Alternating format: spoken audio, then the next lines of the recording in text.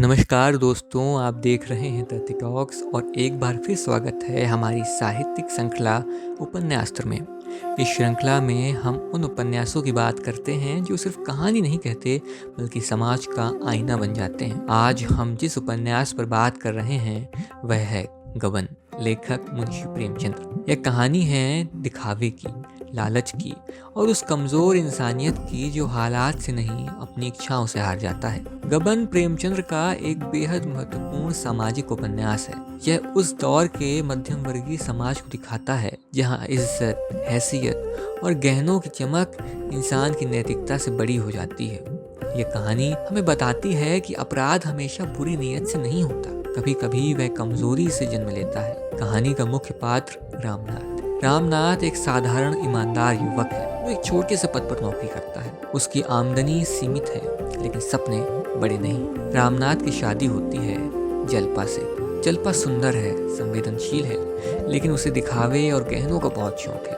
वह चाहती है कि लोग उसे सम्मान से देखें, उसके गहनों की तारीफ करें और समाज में उसकी एक अलग पहचान बने।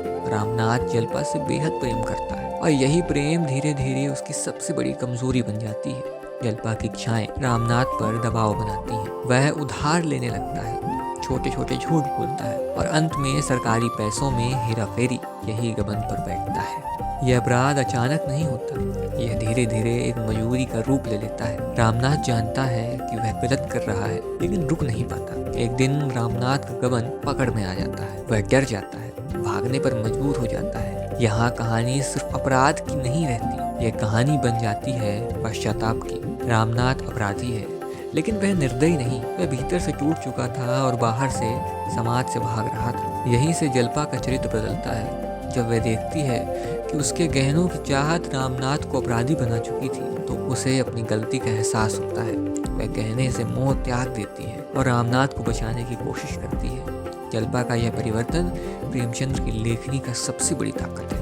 यह बताता है कि इंसान गिर सकता है लेकिन संभल भी सकता है। गबन सिर्फ पैसे का नहीं होता, यह ईमानदारी का गबन है, आत्मविश्वास का गबन है और रिश्तों का गबन है। राजनाथ का अपराध समाज की उस व्यवस्था पर सवाल उठाता है जो इंसान को उसकी हैसियत से ज्यादा बनने पर मजबूर कर देती है। गबन हमें सिखाता है कि दिखावे की कीमत अक्सर बहुत भारी होती है। यह उपन्यास हमसे सवाल करता है, क्या हम अपनी इच्छाओं के मालिक हैं या उसकी गुलामी कर रहे हैं? दोस्तों, अगर आपको कहानियां पसंद हैं जो सोचने पर मजबूर कर दें तो उपन्यास सीरीज तथ्य टॉक्स को जरूर फॉलो कीजिए। वीडियो पसंद आए तो लाइक, शेयर और सब्सक्राइब करना ना भूलें। मैं हूं अर्षित तिवारी और मिलते हैं अगले उपन्यास के साथ उपन्यास की अगली यात्रा में।